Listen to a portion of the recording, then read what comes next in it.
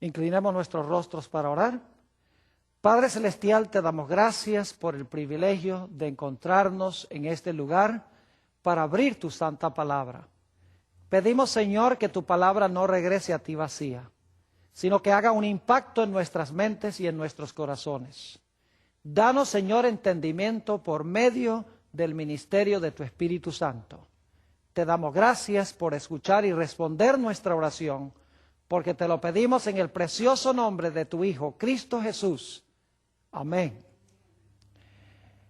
Queremos comenzar nuestro estudio sobre el don de profecía en la Biblia, leyendo un texto que va a colocar el marco para lo que vamos a estudiar durante todas las sesiones que vamos a estar juntos en este lugar. Quiero leer en el libro de Apocalipsis el capítulo 12 y el versículo 17. Apocalipsis el capítulo 12 y el versículo 17. Este versículo está hablando de la última iglesia que va a existir en el planeta Tierra antes de la segunda venida de Jesús. Y nos da las características claras para encontrar o para hallar esa iglesia. Dice allí en Apocalipsis 12, 17 lo siguiente: entonces el dragón se llenó de ira contra la mujer y se fue a hacer guerra contra el resto de la descendencia de ella, los cuales guardan los mandamientos de Dios y tienen el testimonio de Jesucristo. Hay varias cosas en cuanto a este versículo que quiero explicar que son importantes. Necesitamos identificar el significado de los símbolos. En primer lugar, se habla de un dragón. No cabe duda que este dragón representa a Satanás, porque en Apocalipsis 12 y el versículo 9 nos dice que el dragón es la serpiente antigua, el diablo y Satanás. Es decir, el dragón representa a Satanás. Tenemos también en este versículo una mujer. En la Biblia, una mujer representa la iglesia. Y como esta es una mujer pura, tenemos representada una iglesia pura. Noten entonces que el dragón Satanás está airado con la iglesia.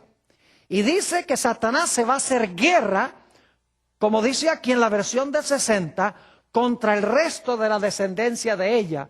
Me gusta más algunas otras versiones que dicen se fue a hacer guerra contra el remanente de la simiente de ella. Es decir, el resto, lo que queda al final de la mujer, la última iglesia. Y noten que esta iglesia tiene dos características cardinales. Dice en primer lugar que guardan los mandamientos de Dios y en segundo lugar tienen el testimonio de Jesucristo. Ahora, esa palabra tienen allí se podría traducir mejor poseen. Es decir, tienen bajo su posesión el testimonio de Jesucristo. Dos características que va a tener este remanente que Satanás va a odiar. En primer lugar, guardan los mandamientos de Dios. No cabe duda de que aquí está hablando de los 10 mandamientos de la santa ley de Dios. Pero nos dice que además de guardar los mandamientos, tienen o poseen el testimonio de Jesucristo. Ahora, inmediatamente nos preguntamos, ¿qué es el testimonio de Jesucristo? Sabemos que la última iglesia, el remanente de la simiente de la mujer, tiene el testimonio de Jesucristo. ¿Pero qué es eso? Vamos en nuestras Biblias, Apocalipsis, el capítulo 19 y el versículo 10, a donde se explica el significado del testimonio de Jesucristo. Dice allí en Apocalipsis 19 y el versículo 10, está hablando aquí del apóstol Juan, se le aparece un ángel majestuoso y Juan siente el deseo de adorar a este ángel. Dice en el versículo 10, yo me postré a sus pies para adorarle. Y él me dijo, mira, no lo hagas. Yo soy consiervo tuyo, ahora escuchen esto, de tus hermanos que tienen el testimonio de Jesús. ¿Qué es lo que tienen los hermanos de Juan? Tienen el testimonio de Jesús. Y luego dice, adora a Dios, porque el testimonio de Jesús es el espíritu de la profecía. Ahora tenemos una definición de lo que es el testimonio de Jesucristo. Nos dice, el testimonio de Jesucristo es el espíritu de profecía. Y dicho sea de paso, el texto también nos dice que son los hermanos de Juan los que tienen el espíritu de profecía o los que tienen el testimonio de Jesucristo. Así que por ahora necesitamos entender que el testimonio de Jesucristo es el espíritu de profecía. Ahora, hay un texto más que quiero que miremos a manera de introducción a nuestro tema. Apocalipsis, el capítulo 22 y el versículo 9. Apocalipsis 22 y el versículo 9. Nuevamente se le aparece a Juan un ángel majestuoso y Juan está tan deslumbrado que siente el deseo de arrodillarse y adorar a ese ángel. Y el ángel nuevamente le dice, no lo hagas. Vamos a leer el versículo 9. Pero él me dijo, mira, no lo hagas, porque yo soy consiervo tuyo, y ahora escuchen bien, y de tus hermanos los profetas, y de los que guardan las palabras de este libro, adora a Dios. Ahora vamos a juntar las enseñanzas centrales de estos tres versículos. Hemos visto que Satanás va a odiar la iglesia remanente porque tiene o posee el testimonio de Jesucristo.